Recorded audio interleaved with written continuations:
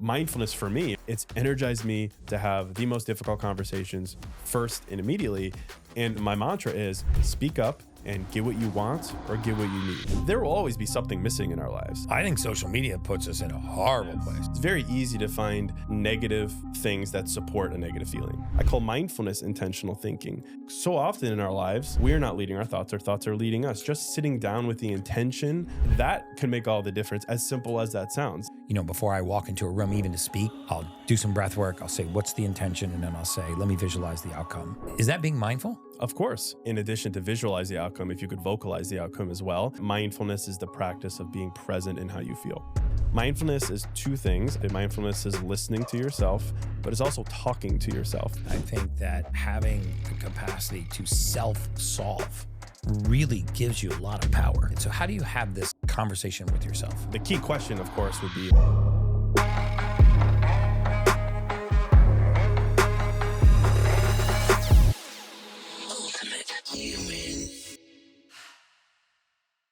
Hey guys, welcome back to the Ultimate Human Podcast. I'm your host, Gary Brecka, human biologist, where we go down the road of everything anti-aging, biohacking, longevity, and everything in between. And today we're taking a great deviation into the world of mindfulness. And our guest today is Case Kenny. He's a local, well, not originally from Miami, but he lives in Miami now. So we're nearly neighbors, right? Nearly, yeah. I'm local now. I can't claim to be a Miami I almost said that. I almost said Miami native, but I actually meant just live in Miami. I'm way too pale for someone to think that I'm from Miami. Do you know what was so sad? People tell me the same thing. Like, people come visit me from like New York and Michigan, and I'm like, how are you tanner than I am? Yeah. And I'm like, I live in Miami. Well, you probably know a thing or two about, your skin and sun too damage. Much sunlight. Yeah, you probably are aware of. I like first light. Well, welcome to the podcast, man. I'm excited. I'm excited to have you on. You'll hear me say all the time, if you watch a lot of my podcasts, which I'm sure you've watched all of them. A to Z? Yeah, easily all of them. I think some of the most influential people in the world, impactful people in the world, maybe not as influential, but the most impactful people have solved a problem in their life, or they've been on a journey, and out of that journey, or from that problem, or from that pain, or creating that solution, came the impact that they're making on the world. I mean, so I'm really curious how you went from business entrepreneur to a mindfulness influencer. Yeah. For sure. Yeah. What was that like? I feel strongly about that as well. I think, people with a story and context, even if it's a simple one, even if it's not going to the moon and back, those are the most impactful stories. Yeah. And, I'm not saying my story is this crazy impactful one, but I think my journey has been that of life changes, and then passion and sharing that and keeping it that simple. I mean, so for me, I'm 36, so I had a variety of life stages, many before this. I went to school. I studied languages, Chinese and Arabic languages, Hindi and Urdu. I've always had a thing about languages. Wow. I would not consider myself the most smart dude in the world, like truly. I struggled in like accounting and like simple stuff, but I always was really good at languages. I took like 6 years of Latin in high school, and I was good at it, oddly good at it. And then I decided to invest in Chinese and Arabic, the forward thinking, business, Do you speak Chinese or Arabic? I mean, so that was about 15 years ago. Okay. I was crazy. At the time I was, definitely, I could hang. I lived in China for a bit. I worked at a law firm, was very invested in these things. And I still have a passion for languages. Clearly, and obviously we'll talk about writing and the human word. But, following that, I went to Notre Dame, graduated languages, started to work in marketing. Eventually I got into ad sales. I always say that I think people should do two things in life: wait tables and do sales at some point. It teaches you. I'm sure you I say agree. the same thing. I think everybody should wait tables for 6 months of their life. You'll never not tip another waitress or waiter for good service. It teaches you about yourself. It teaches you about people. It's fantastic. Sales, I always say, like, made a man out of me in like a good way, not like the toxic sales culture, but like it showed me that I could do something. I could start as an account executive and then work my way up to regional vice president. Make no money. I made like 30 grand my first year working in advertising, to making a lot of money as a regional vice president of an ad tech company. It was fantastic. Somewhere along the way, I was like, man, I really like who I've become as a person. In my 20s, I would say I was shy, introverted, kind of unsure about myself. but I'd become this like, charismatic type A salesperson. I'm like, this is cool. Because you had to be. We go in a meeting and we close deals. We take clients out. Like, we're like that mentality. I was like, I really like who I've become. But that was in my career. On the inside, I still felt like I was a different person. In my dating life, I felt unsure of myself. And I just really didn't like that fact that I felt that there were all these different versions of me.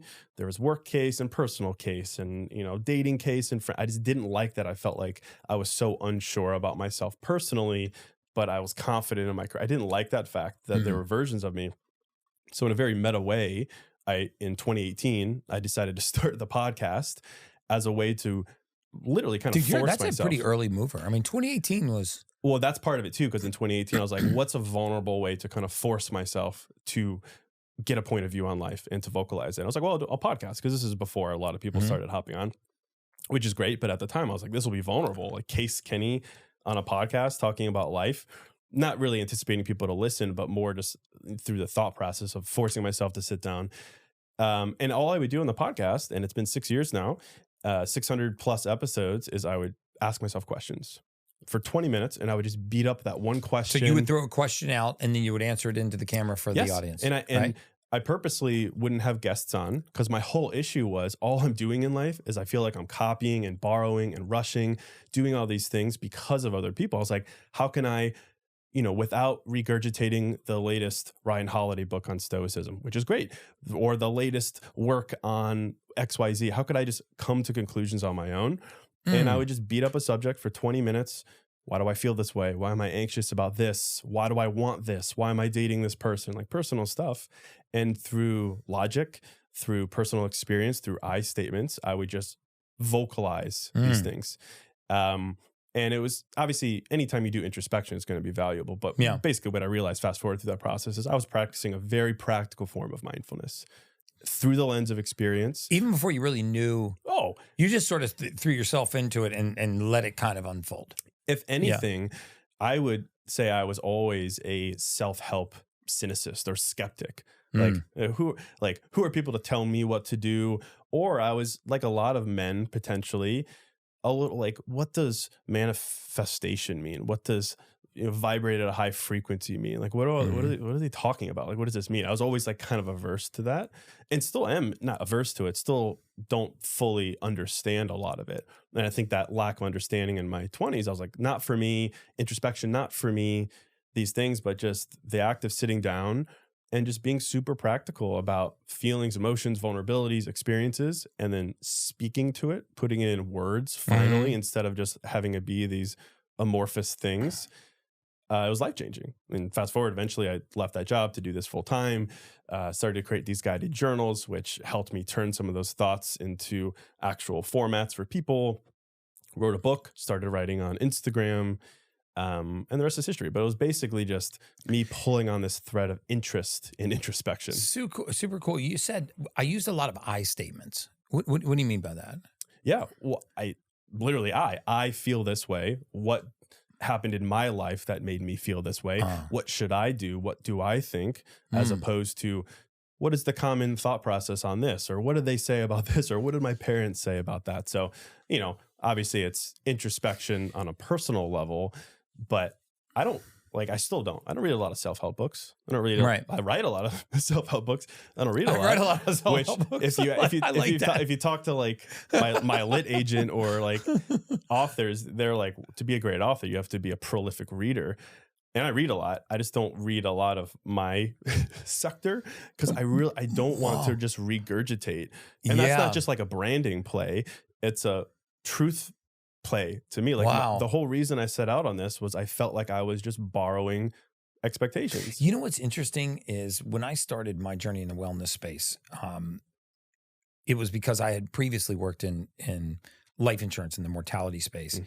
And whenever I met a client, and I'm not a physician, I'm not licensed to practice medicine, so I can't make medical decisions. But whenever I would review a case on a client or talk to them about a problem, autoimmune condition or problem with sleep or whatever that they were having, I would never ask them for any medical history for the same reason, because I didn't want to bring forward somebody else's opinion or bring forward some opinion that was in the document. You know, we used to call these anchor diagnoses, right? Like 10 years ago, you got diagnosed with high blood pressure. You always will be the person with high blood pressure. Instead of starting and saying, well, you shouldn't have high blood pressure.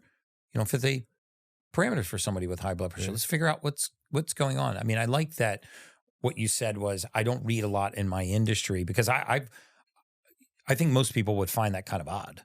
Right. Yeah. But you know, if you're a motivational speaker, you read a lot about what other motivational speakers do and say and write about. But I agree with you that sometimes you're not going to find the answers to your future in somebody else's past. So we've had so many amazing challenges this entire year that I decided that August, we're going to take a break, and it's just going to be the strongest August ever, and it's just going to be all about giveaways. I'm going to give away 5 more of the Ultimate Human swag boxes. These things are really cool. It says aging is the aggressive pursuit of comfort. You get an Ultimate Human t-shirt in your size. You get our Ultimate Human protein bars. You get a full month's worth of the perfect aminos, which I think you should be taking every morning. These are all 8 of the essential amino acids. You get the Baja Gold sea salt, one of my favorite ways to mineralize the body. You get the stirrer rod, because sometimes these don't mix well with water. I'm also giving you a full Echo Go Plus hydrogen water bottle and our Ultimate Human shaker. So these are going to go out to 5 people that just subscribe to the YouTube channel. And I'm going to pick 5 lucky winners, and I'm going to send you an Ultimate Human swag box right to your front door. Now let's get back to the Ultimate Human podcast. Yeah, well said. Yeah, I mean, I spend all day writing, and I do read a lot. It's just my goal isn't to just say the same thing in a different way. And I'll tell you what's really interesting. So like the podcast is super simple. I dilute things down in such a simple way that anyone can understand it, because it's what I understand. I consider myself to be a simple guy. But I get messages so often from clinical psychologists, highly credentialed and academic researchers in social science and all these things. And they'll say, Case, I listened to your episode about XYZ. You know, so interesting to hear you talk about that in those languages. What you were describing was XYZ anxiety disorder, blah, blah, blah, like actual thing. And they're like, it was really cool to see how you arrived at these very academic and proven conclusions, but through the lens of ordinary language. And I love that. That's a little pat on the back, sure. But I think outside of me, it's not about me. It's about how we can all get to these truths through a mindful practice, even if the mindful practice is as simple as sitting down and just sitting down and being mindful. Yeah. Like I'm a big advocate for guided journaling that forces you to sit down. I call guided journaling intentional thinking. I call mindfulness intentional thinking. Keyword intentional. So often in our lives, of course, when it comes to anxiety and overthinking and just general day to day, we're not leading our thoughts. Our thoughts are leading us. Just sitting down with the intention, a prompt, that can make all the difference, as simple as that sounds.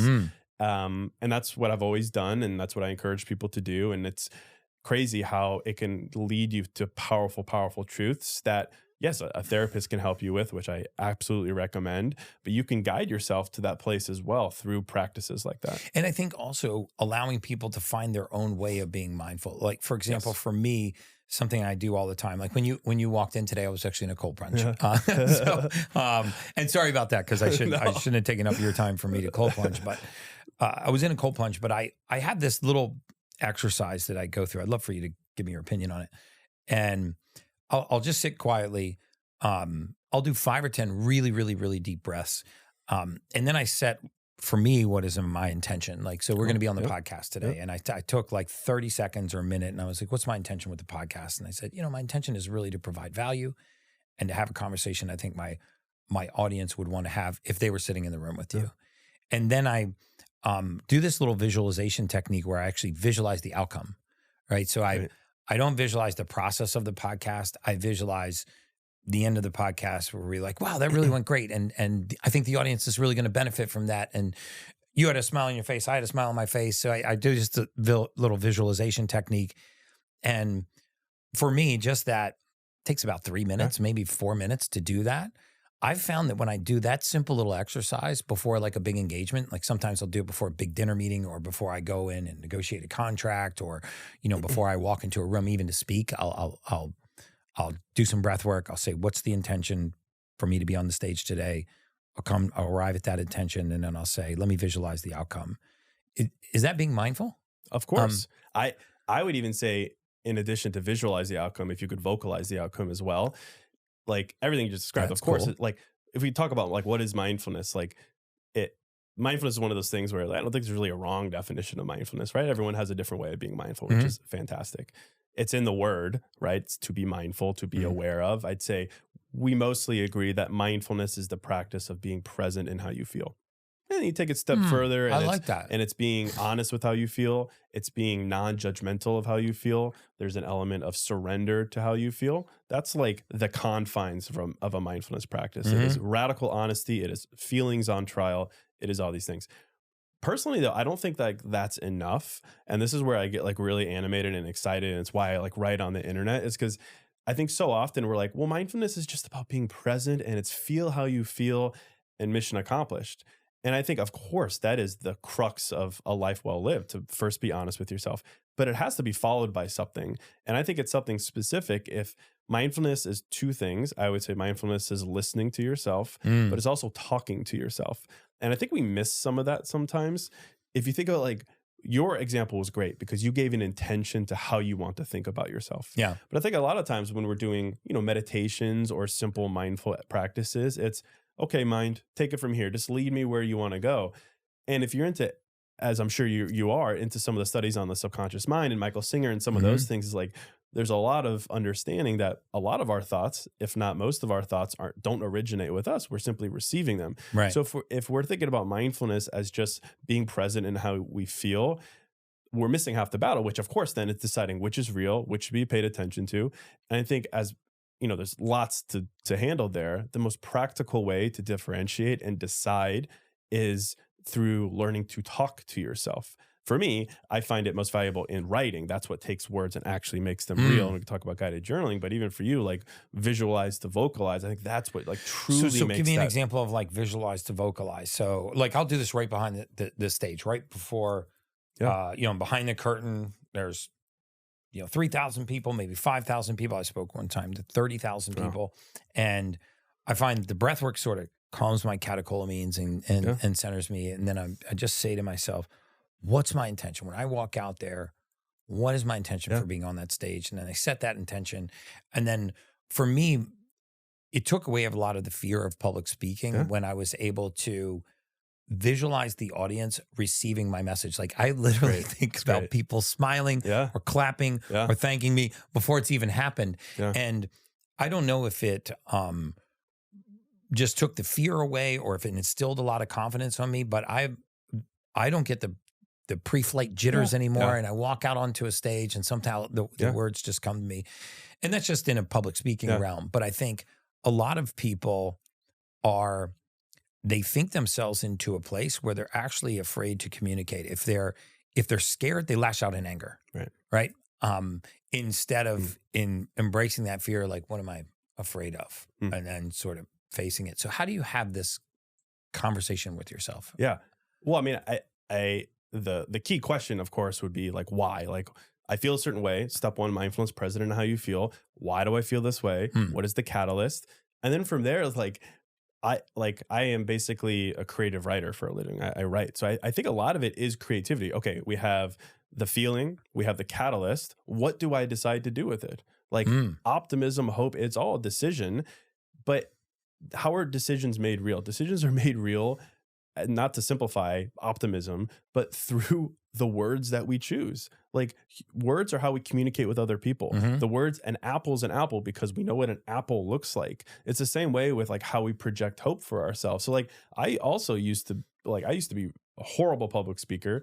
Deathly afraid of it. Would get the shakes and the yips. It's right up there with like deep water and sharks. My mind would go blank. It was horrible. It was debilitating. And, there's something to be said about getting reps in and just getting better at it. But for me, it's always like finding a mantra or something to repeat to myself that I have chosen human language behind that just centers me. So for me, like usually like for this, for example, it's like, if I am nervous, I'm like, I am here to help. That's all I'm here to do. Help people who listen. That's all I'm here to do. There's no agenda behind it. It's just like putting some language behind these things instead of just allowing them to be these amorphous thoughts. Like I pretty much write mantras on the internet. Yeah, I have some. We're going to read some. Yeah, but it's like, why do that? Why write quotes? And, for me, it's some of them are very cheesy. Some of them are very simple. Some of them are overly simplified, but it's like, there's something to be said about human language when it comes to expressions of thought. I think so much of like wellness and self-help online has been therapy language to death in a bad way. Totally agree with you. And that's why, like, I'm like a golden retriever. Use like one syllable words, and I will understand it. And I think that's what we need. Yeah. So that, and there's many reasons why that go deeper than just like be simple language, but it's relatable. It's not ostracizing. And it takes away labels. So instead of being an anxious person, it's I have an anxious thought. It's like these things that just help us move past some of these constraints that I think make it more debilitating for us. Yeah. I love what you're saying, because a lot of times it's hard to go on a journey by yourself. And when people are alone and they feel a certain way, I think very often what they do is they go out and look for justification of why they feel the way they do.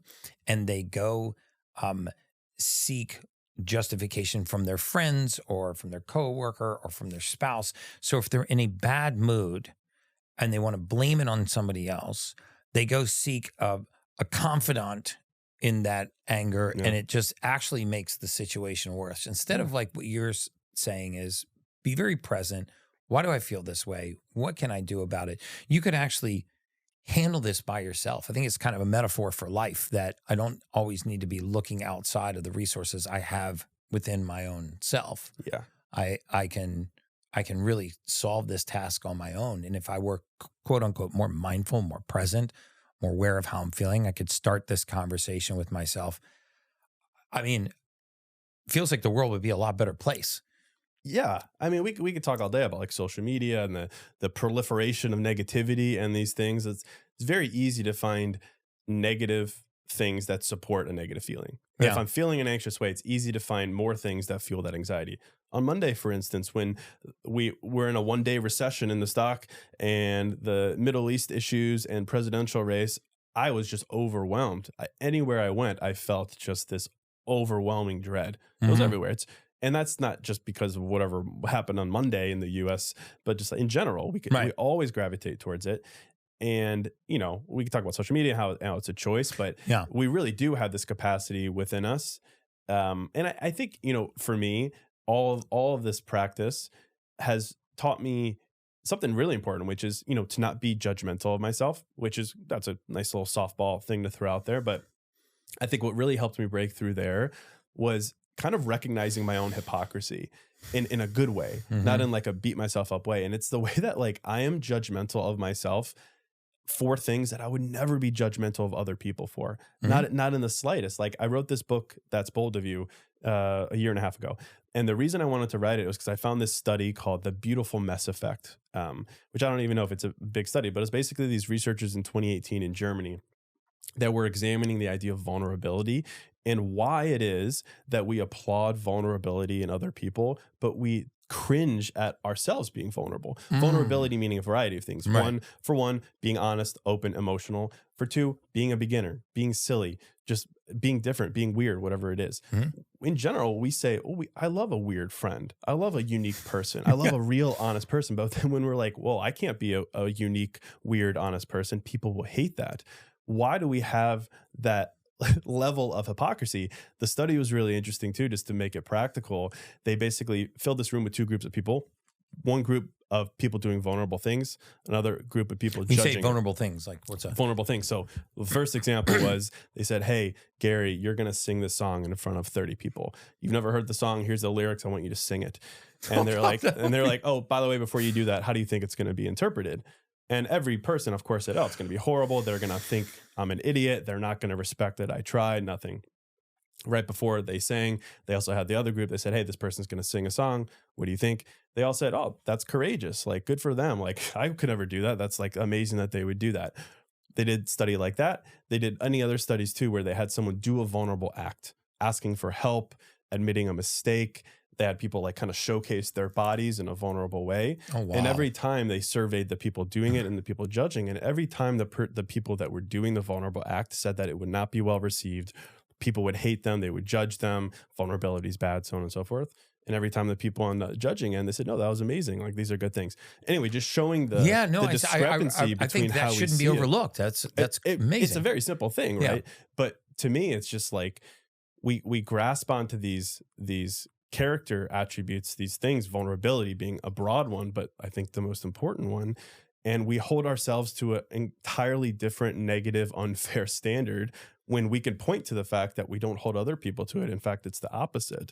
So I think there's a level of breakthrough that you could have when you recognize hypocrisy, or at least just like unfair, unbalanced judgment, that I think could be a catalyst for a lot of these things that we're talking about. I remember Tony Robbins used to talk about how you should talk to yourself, like internally talk to yourself. And we're very critical very often of ourselves. We're our own worst enemies very often. And I was interested for how that kind of frequency and emotion actually affected your health. And there's hordes of clinical evidence now about certain emotional states actually being very detrimental for your health.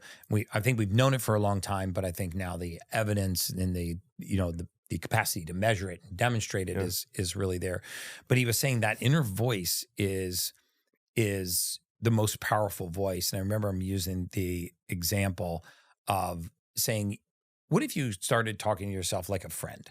You know, if your friend was about to go out and embark on something really bold, like came to you and it was your best friend and it's like, hey, I've never public spoken before, but I'm going to really try it. I've been invited to speak at this event and I don't know what I'm going to say. I mean, do you think I should do it? You would be like, oh, you're going to crush it. Of course you should do it. You know, let's rehearse it. But when it's your internal voice and it's you that's been invited to speak and it's your first time, you're like, I'm going to suck at this. This is never going to work out. But so you actually treat yourself worse than you would actually treat a third party, a and there friend. was an interesting anecdote from the same study too. They were like, well, why is this? Why do we do exactly what you described? And they called it, it's tough to say, construal level, to construe, right? Construal level. And they basically found that when you look at yourself, you have a really low construal level. You're very close to yourself and your experiences, right? You have every memory in the world under your belt that you could say, well, I failed this time, this was awkward. You have so many examples of things, but when you think about someone else's behavior, whether it's a friend or whether it's a stranger, there tends to be this difference in how you construe it from a broader perspective. And it's like, you know, you give them more positivity, more warmth, you assume more positive intention. So there's something to be said about like, we are just, you know, you look at other people and you think like, oh, like highlight reel or like, oh, good stuff. And you think about yourself and you're like low light, low light, low light. We arm ourselves with all this negative talking about evidence. Well, we got a lot of evidence. I could sit here and name a number of times that I've failed. And that's the first thing I think about when I think about doing something vulnerable versus someone else. You're like, wow, you know, Gary's, you know, great guy. He'll probably succeed here. We give that benefit of the doubt, and it has something to do with what they call that construal level. That's interesting. And how, of course, we're closest to ourselves, but what do we do with that? Like, what do we do with the closeness we have with ourselves? We could do one of two things. We can use it to negatively interpret our future, or we could use it to create evidence. I mean, you talk to anyone in the wellness space and you talk about like confidence and self-esteem and self-doubt. Eventually, you're going to return to the idea of creating evidence to support positive belief systems. So what do you do with all the evidence you have?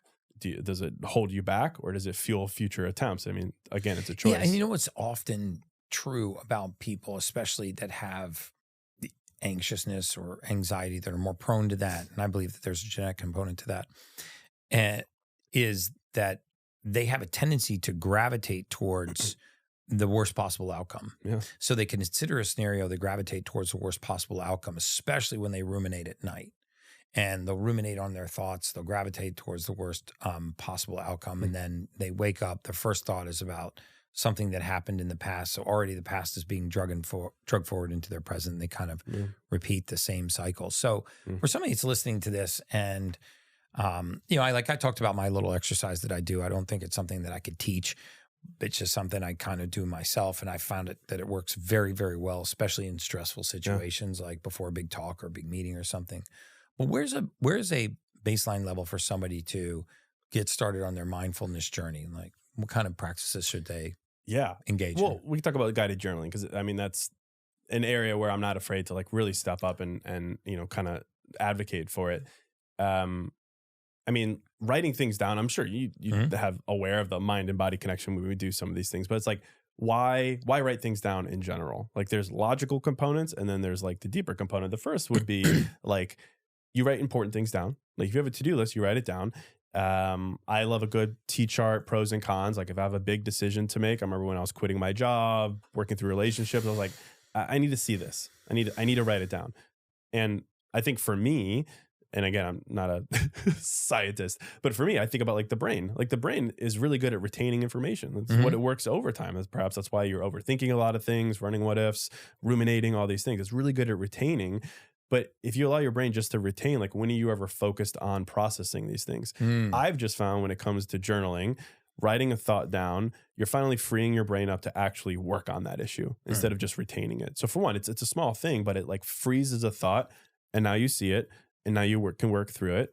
And not just that, it's like how we opened. Like I always call journaling intentional thinking. For you've got, call it 2 minutes, 3 minutes, 5 minutes, however long you journal. Now you have this opportunity to actually work through one thing. I think journaling in general is great. And I think it's hot right now. People cold plunge, red light therapy, journal. Oh, journaling's huge. Part of the thing. I think there's a level to journaling. And I'll give you an example too. I see a lot of people, I think journaling of any kind is tremendous, of course. I would say it's never a wasted effort. But I see a lot of people, they'll wake up, they do their 5 a.m. routines, and they'll do, I'm grateful for 3 things. And it's, friends, family, health, things like that. I think a lot of the times it gets a little performative though. It's like, yeah, you said you're grateful for those things, but to feel grateful, like do you actually feel on a deep level that you're grateful for these things? Well, maybe not. How can you actually get a visceral feeling from a journaling practice? Take like gratitude, for instance. One of the prompts that I do these journaling sessions for people, I take them through. It's derived from Thich Nhat Hanh, who's a Vietnamese peace activist monk. He has a quote called the non-toothache quote, where he says that when we're having a toothache, we know that not having a toothache is a wonderful thing. Yet when we don't have a toothache, we're still not happy. Basically saying in very simple ways that not having a toothache is fantastic, but we don't appreciate that until we have a toothache, right? So like, it's like you could always find something to be grateful for. You can, right? But the way to be grateful is to immerse yourself in the opposite of that. So like the prompt that I have people to do is I say, okay, think about something recently in your life that was debilitating in a sense.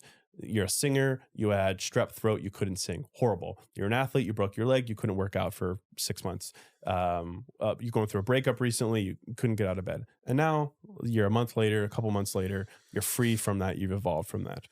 In this moment, you can literally produce gratitude for yourself by going back to that debilitating moment and say, I'm grateful to not, and then describe that.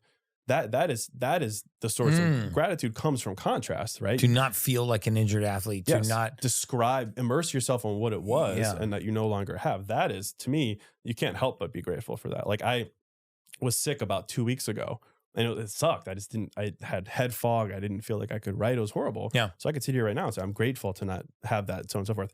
Just like simple contrast driven journaling prompts like that really force you to actually get into the feeling you're trying to conjure up, whether it's a feeling of gratitude, whether it's a feeling of clarity, whatever it may be.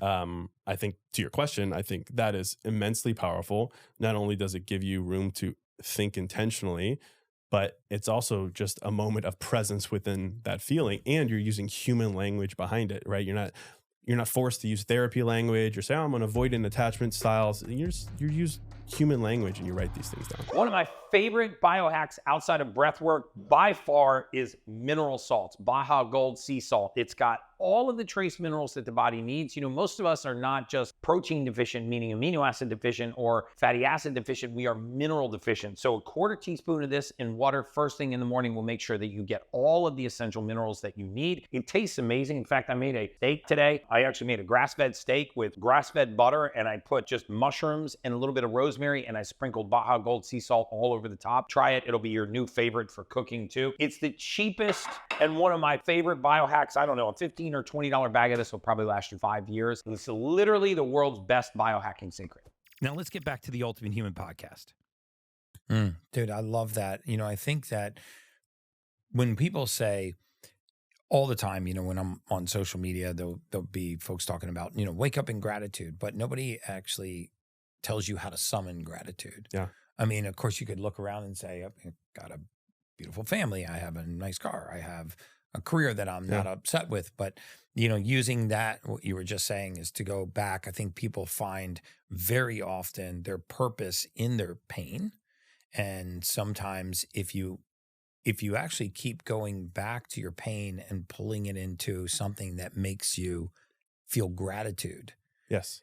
It actually, in my opinion, I mean, this is epiphany. It just came to me and I should trademark this, but I mean, you could find your purpose, right? Because you keep going back to your pain and going, I got beyond it doing this. And now all of a sudden you're like, for me, I know that my purpose is in the wellness space because I gave 20 years of my life to the wrong industry. And when I woke up one day and was like, what am I doing predicting death?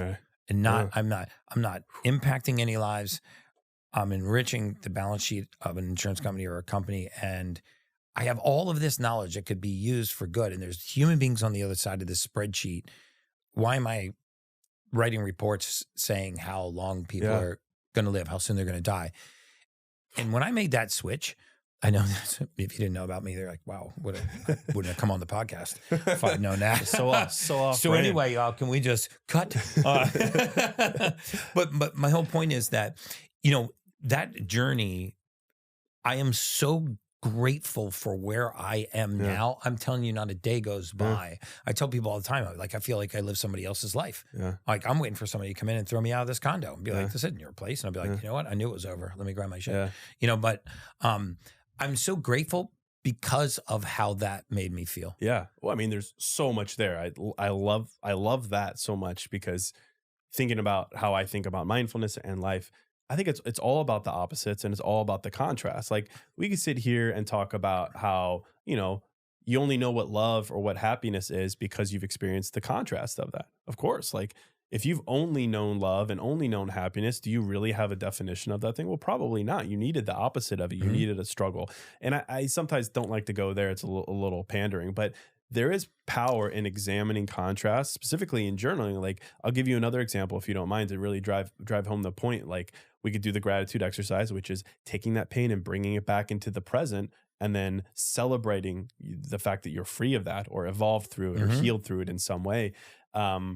A lot of the journal prompts that I encourage people, and I take these through athletes and corporate groups and people from all different walks of life, and they all center around contrast and opposites. Like, for instance, like, one of the prompts that I encourage people to do is, we're all trying to figure out who we are, right? And a lot of prompts would be like, who do you want to be? Describe who you want to be. And I'm like, I don't feel that that's a powerful exercise. Why don't we describe who we don't want to be? Like, let's do the opposite. So I have this journal exercise where you describe your enemy, which would be the opposite of you, what you stand for, what you're willing to do, all these things. And for me, I just found that clicks. You work through the opposite of these things, it clicks. Another question we're all trying to figure out in life is, what is the purpose of my life? Such a important but difficult question, because we end up doing what we do when we're young and even when we're old, which is we borrow other people's purpose and say, well, that'll be mine because they look happy and wealthy, so that'll be mine. Yeah, you borrow other people's purpose. You borrow, you copy and paste, you rush, you do these things, and it doesn't make us bad people. We're always looking to be inspired, but how can we be more truthful? Well, what would the opposite of that be? So I encourage people to say, what don't I want to regret? Regret is one of those feelings. That sounds like a very simple question. Yeah. Regret is one of those feelings, though, that I really like to examine in written form, because think of all the emotions that you might borrow or the attributes that you might borrow from other people. You might be jealous of someone, envious of someone. You might want their success, their happiness, their confidence.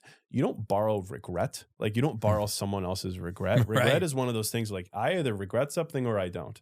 Right. And I think examining your life's truth and clarity and these things through the lens of something that you say, I don't want to regret, and you find words to describe what that regret would be. I think there's a level of truth that you get from a prompt like that, instead of, I don't want to regret. What would be an example? I don't want to regret. Usually it's the opposite, not doing something, right? So for me, I don't want to regret. I used to be not trying to start my own business. Yeah, and I used to be like a commitment phobe in relationships. I was like, I don't want to regret not at least trying to be vulnerable and open in a relationship, like things like that, whatever's that's on your cool. heart at the time. I really like that. But it's like, it's working through these things through the opposite. And I think that's perhaps a lens that some people don't consider, because you're so focused on forward.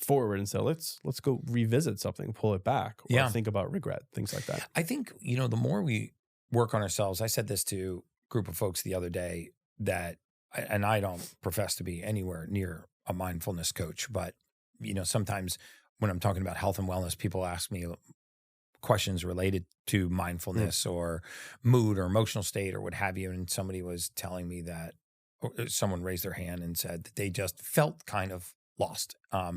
They weren't in a particularly bad relationship, and they weren't in a particularly bad career, but they just felt unfulfilled. But they were unfulfilled, and they weren't unfulfilled for a reason, because she said, it's not like there's something magnanimous that I want to do and I'm being held back from doing it. I just don't know what it is that I want to do. I just don't know that I know that I don't want to keep doing what I'm doing now. And I was like, well, as complicated as that sounds, my advice was just turn inward on yourself. And I wish I actually had this podcast, because I would have referred her to it. But I said, just turn inward on yourself. Maybe just start paying attention to yourself and start treating yourself really well. And by treating yourself really well, maybe you for the next 30 days, you give up alcohol, you focus on your sleep, you stay consistent with your exercise, and you say, I'm just not going to eat processed foods. Sure. And so throw a little self-love your way. Yeah. And then I believe that whatever it is that you are missing that you can't identify, it might reveal itself to you. My father used to say, life is what happens to you when you're on your way to doing something else. And it was like my favorite definition of life that I've ever heard. And he was just a salty old Navy captain, not a man of many words.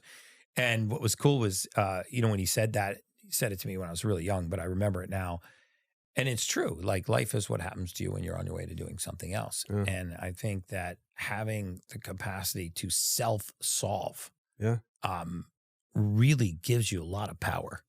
And we have that ability to self-solve. That's like what I try to inspire people to realize. Like, normal, regular guy, not a therapist. I don't do coaching. I really don't have anything to sell other than a book. I truly don't. So you can buy the book. Well, you're the opposite of a really good influencer, dude. You got to have a coaching program. And I need at least you got a book. I got a book. I sell a lot of copies of my book. Okay, good.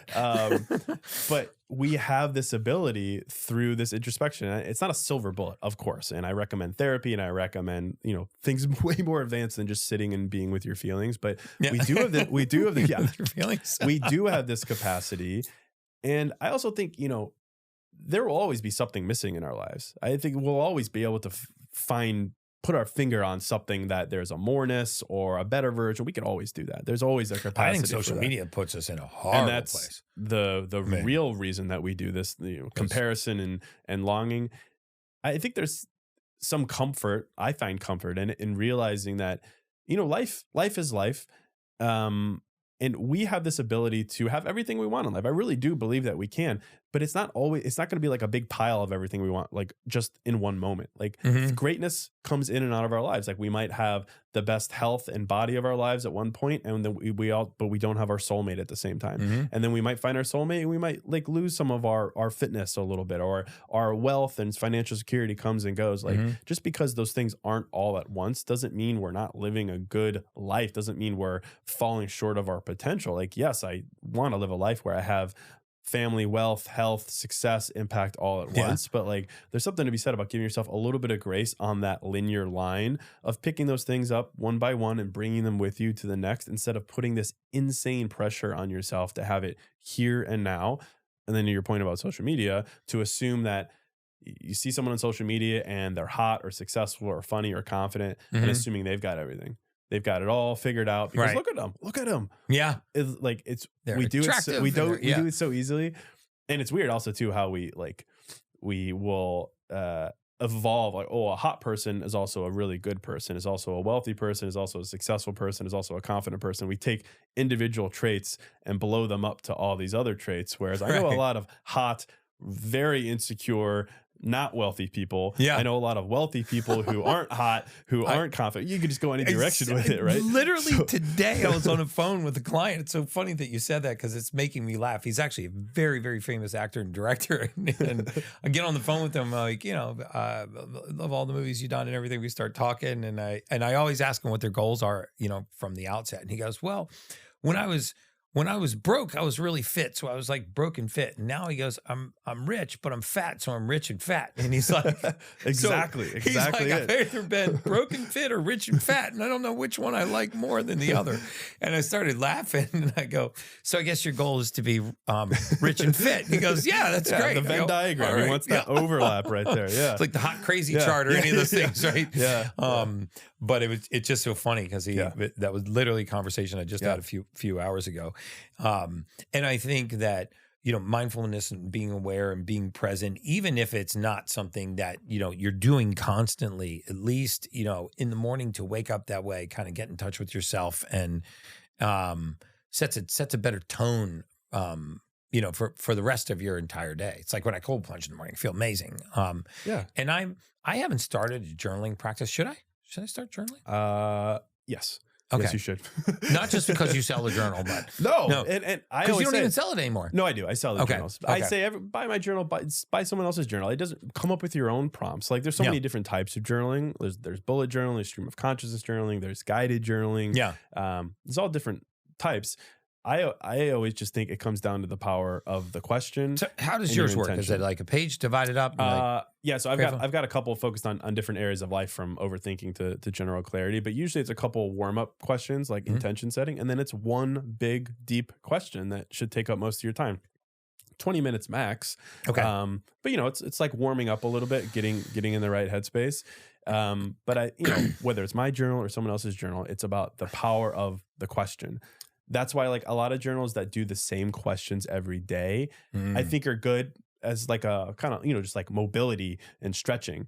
But where is the powerful question, the question that makes you uncomfortable, right? The gratitude question, the question that draws you into something uncomfortable. I think the danger of, there's no danger, the potential downside of kind of performative journaling mindfulness is that it just reinforces things. We're not here to reinforce. We're here to break through the contrasts that come up with new evolutions, new inventions, things like that.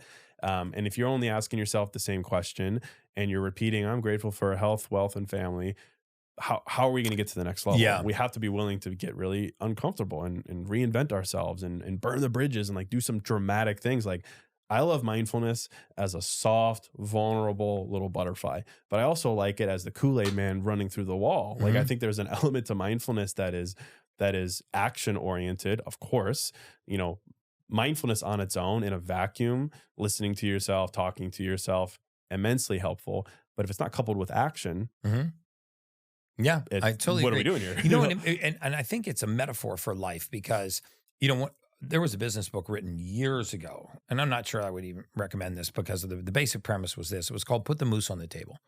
And it was essentially that the greatest businesses, partnerships, relationships, marriages are those where you put the hard things, you shine the brightest light on the hardest thing to talk about, right? Because, marriages are breaking up because,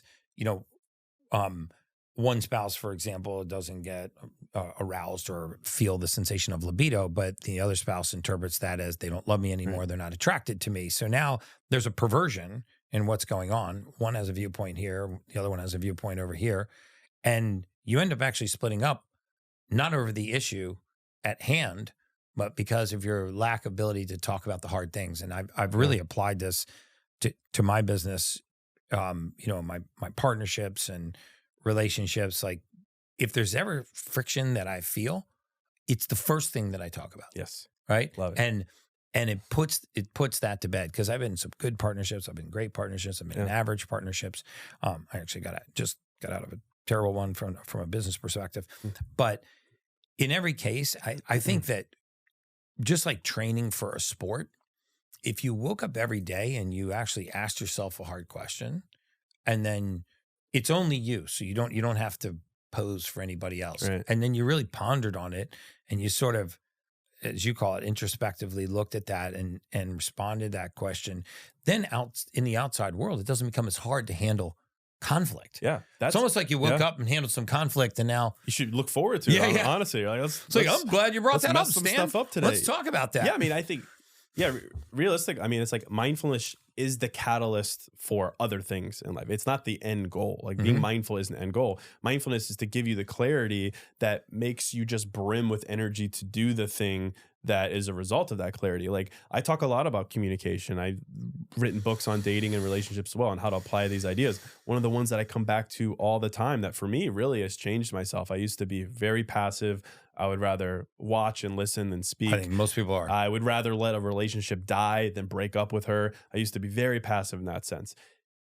Mindfulness for me, if we're putting practicality on the table, it's energized me to have the most difficult conversations first and immediately. And for me, it's mantraized. It's a mantra for me. Anytime now, I'm like, shoot, like we need to talk about this because we're getting separated or this business deal is going to fall apart, whatever. My mantra is speak up and get what you want or get what you need. Get what you want, get what you need. Anytime you speak up, you're going to get one of those two things. What you want, you speak up, you realize you're on the same page about the libido issue, for instance, and then you solve it and you're great. Or you get what you need and you realize there's a chasm between you. There is no resolving this and you move on. You get what you need. You get the freedom, the flexibility there. But either way, you win every single time. That informing that need and want and freedom is informed by mindfulness every single time. Yeah. So for me, it's like mindfulness, outside of the way that, yes, it makes you feel more connected to yourself and vulnerability and truths and all these things, it informs action. Specific, and it could be as simple as a conversation as an action, or I left my job. I worked at this company for 8-9 years. My whole identity was wrapped up in it. And finally I was like, I'm just going to leave. I'm just going to do this thing because I'd worked through it in that sense. So I think really mindfulness is the catalyst for action. It's not the end goal, that the action is the goal. Right. We were talking about social media before we came in here. And I think most people are aware of the perils and the pitfalls of social media. Obviously that the lives you see on social media aren't necessarily the lives that those people are living, but also the envy or the jealousy or, the sensation that I'm missing out on something or I'm not as fulfilled as that person obviously can have the opposite effect. And which is why one of the reasons why I said I really wanted you on the podcast. I told you this before this because I was like, this guy deserves a voice because you already have a voice. I mean, I found like a little stray dog. Like you have a very powerful voice. But I'm like, you really deserve a voice because there doesn't seem to be an angle to what you're doing other than to put great information out there and maybe have a repository for a little bit of more of a positive place. Like even in my industry, there's a lot of mindset that I'm good because everybody else is bad. Right. And they spend all their time posting about how bad other people are instead of how good they are. Yeah. Right. I feel like if you're going to be good, go be great. Yeah. And tell people about it. You just pointing out how crappy other people are doesn't make you better. Two different schools of thought for sure. I mean, for me, I'm no angel. I'm trying to be the man I portray myself to be. We all make mistakes. But if there's any reason to just be kind and put out goodness and do good things and spread optimism, is it comes back to you. And I know that's foo-foo, but I've seen it. I don't really ask for much. Buy my book, whatever. Don't buy my book. Who cares? Be inspired by myself. But I've been living that mentality for the last 6 years. And do you know how many crazy good things have happened to me as a result? Same here. The Today Show came to me. Forbes came to me. Fortune came to me. All these deals, money, books, deal, all these things have come to me just because I just put it out there and didn't expect anything in return. And I think, talk to me in 30 years. I'm gonna write a book about, what happens when you give without expecting in return. When you could be kind without it being a tactic or a strategy. And I'm gonna have specifics. We'll have some research in there too, and it'll be nice and meaty. But right now, at 36 in my life, being different than when I was 30, and I always had an angle to things. Being a sales guy, I always had an angle. I couldn't truly be your friend if I thought I can get money from you for an ad deal, whatever it was at the time that I was working. And now it's just like, I've just totally transformed that. And I think there's an opportunity, whether it's on social media or as a real person, or hopefully both of them, to just be real and kind and genuine. And then also it's like, I do think a lot about social media and how we always get FOMO. In fact, like a year ago, I put up this story. I wanted to see something really specific. I said, what are you lacking in your life? Put it out to all my followers, maybe 500,000 at the time. What do you lack in your life? And I got a ton of great answers, powerful answers, things that I give empathy for. People said, I'm lacking true, deep love. I'm lacking friendships. I'm lacking financial fulfillment. I'm lacking, creative fulfillment, whatever. But I didn't really so much care about the answer. I wanted to see their profile. So I would go to the public profiles of the people answer, and I would look at it and I would compare what they said they lack with how they portray themselves. And, it's a simple exercise, but I would see a girl say, I lack, deep friendships. I would look at her feed, post after post after post of her and her girls going out, doing fun stuff, smiles everywhere. Oh man, that's really interesting. Or a guy saying he lacks financial fulfillment. It'd be a guy in Miami in a Lambo. Yeah. Like something's going on here. Ever wonder how elite athletes recover faster and stay energized? It's the science of cold water therapy. Hi, I'm Gary Brecka, and I want to introduce you to Plunge. Plunge helps to soothe your sore muscles, boost your energy levels, and improve mental clarity. It's a powerful way to support your immune function and enhance your mood. Ready to transform your health? Take the plunge. Change your life. Visit plunge.com and shop now. Now let's get back to the Ultimate Human podcast. Well, there was the private jet background that you could rent for a while until it started showing up on everybody's feed. Did you ever hear about that? Yeah. It's out in LA or whatever. Like, well, you have the same jet I do. Yeah, what are the chances? Come here often. And I would just see that. And I would say there's two things that I could take from that. For one, don't believe anything you see on social media. It is what it is. I don't really like to lean into that angle because it's not that optimistic. Right. The second is like those people, it's all about perception. Like they could have friends, but they want more friends. They could have money, but they want more money. It's like either way, though, we lose twice. I always say we lose twice when we compare ourselves to other people. We lose the first time when we assume that they are happier than us because they look happy. And we lose a second time when we assume that because they look happier than us, that we're beneath them in some way. And I don't think there's any way to win when you're comparing from a place of have and have not or lack. I love social media in the sense of inspiring. I know that's cheesy, but like I joke that I share my feelings for a living. That's my job title. I never in a million years would think that I could make a living from this, make money, make impact from doing what I do, writing quotes. I always thought that being an author was for a very unique subset of people. Social media is what inspired me to try and do this. A combination of seeing artists who were doing cool things online, doing different things, seeing, Ryan Holiday or James Clear write these books on topics that I never thought people would be interested in. Atomic Habits is about habits. It's the best bestseller. Ryan Holiday writing about stoicism is about virtues and justice and discipline. Like I was like, man, this is really inspiring. Yeah. And but I could also look at those guys and be like, man, they're so far ahead of me. Like, how am I ever going to get there? Exactly. It's a decision of lack, or I call it transition. Like it's not really lack. Like not having something is never a static thing. It's a decision to say, okay, I currently don't have this thing, but that means I'm transitioning to having it. And that's a choice, and that's an optimistic viewpoint, but two different ways, of course, to look at social media. And I choose the optimistic way. I love that. I mean, I'm Shocker.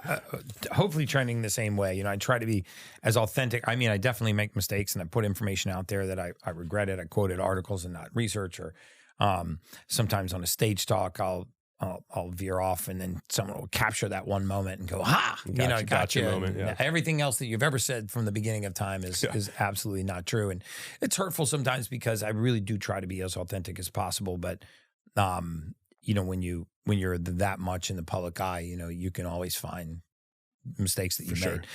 So what I did, I didn't show these to you, but whether your writings, what I did was I went and grabbed a couple of my favorites that you've jotted down online. And some of these I think you wrote on coffee mugs. Some of them you wrote on Post-it notes and took them up and took pictures. But I'd love to just read them out loud and get your thoughts on what was behind it, and what, if anything, you heard when you posted these online. But one was remember who stood by your side as you rebuilt yourself. Those are your people. Yeah, I love that. Yeah, that was like a really popular one. That one got like 700,000 likes or something. Remember who stood by your side as you rebuilt yourself. Those are your people. So in other words, what do you like your meaning behind that? Yeah, I mean, I think it's a reflection of the fact that reinvention is an essential part of becoming your best self. And a lot of that requires rise and fall. and that's an essential part of who you are. And within that context, the people who appreciate that, who stick with you amongst plot twist and devastation, like those are your people. Those are your people because it strips away the tactic of being with someone. Like you could be successful and you fall and you rise back up. It's who's with you along the way that obviously shows a testament to loyalty and why they're with you in the first place. Yeah. Amazing. Because both my wife and my kids I would put into that category. Another one that I thought was amazing was the secret to happiness is to be as weird as you like, and the wrong people will leave the party, but the right ones will stay and join the dance. I use the word weird a lot in my writing because it's really it's a catch-all for just being a little bit different. I'm talking about being a clown. I'm just talking about being a different person. Yeah.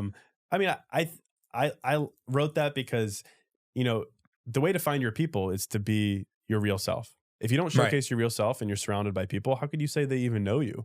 Like, in order to find your people, you have to be willing to be a little weird and a little bit out there. That's how you know if someone's with you for the right reasons, and whether they're going to ride or die with you and staying with you as you rebuild. So just a quirky way of saying, be different, be weird, be vulnerable, back to our conversation earlier. And people who respect that, who are drawn to that, those are clearly the right people for you. And if someone's not, you don't owe it to yourself to convince them. There's nothing else to do. Like, it's people are clearing the path for you, and it's an amazing thing. So yeah, I read a lot about being weird and audacious and delusional. These words, a hot mess, I use a lot, but it's really just a catch-all for being honest with yourself. Yeah, I love this one too. You know you're winning when being kind is just who you are and not a role you play. There you go. I mean, that's pretty self-explanatory. I love that, and I think for people to reach a point in their life where they truly are kind, I think they really have to be content with themselves. Yeah. I find that the people that are the least kind are the least content with themselves. It's usually not an issue with the other person. It's they impart that onto other people. 100%. I mean, there's so many quotes that are like, peace within is peace on the outside. Like, I mean, anytime someone is over the top angry or jealous or envious of you and lashes out and hurts you in some way, there's always room to draw it back to why would someone act that way? I'm so glad you're agreeing with everything I say. I'm going to launch my mindfulness coach career. You should. www.ultimatehumanmindcoach.com. No, I'm just kidding. I'm not stepping on your toes at all. No, I don't do the coaching. So all right. Well, we will open coaching business. One of the best feelings is when you finally say, I deserve better, and the universe starts conspiring to prove you right. Yeah. That is a great one. And you know, are you gonna write here? You gonna write one down for me? Yes, you got the pen. Let's put him on the spot. This is gonna be like Jeopardy. Ding, ding, ding, ding, well, I'll write the one down that I tend to write a lot down.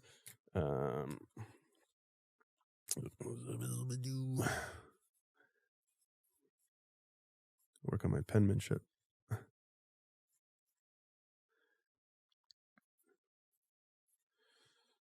Okay, so admittedly, I have written this one before, but this is like something that if I did have a tattoo, I would probably get tattooed. It's redirection is an upgrade. Basically, the idea, of course, being, you know, plot twist in life, bad things happen. We talk about gratitude. Like, these are opportunities for upgrades in your life, and it's a choice to decide whether a detour is going left or going right on a linear line. Wow. I'm a big proponent of taking the cards that have been handed to you and making the most of them, making some lemonade, and deciding that, okay, this is an upgrade. Like, this is the thing. This is the opportunity. Wow. This talk about opposites. This would be the idea of, there's that quote that's like, you never know what worse luck your bad luck is saving you from.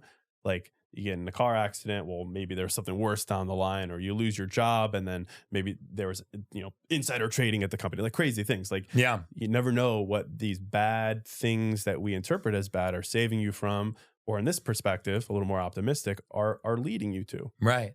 So I love that, man. That's so appropriate for me right now. I just very recently had someone very close to me in my life that I loved and trusted quite a bit, really betrayed me in a big way. And I know the better things are to become because of it.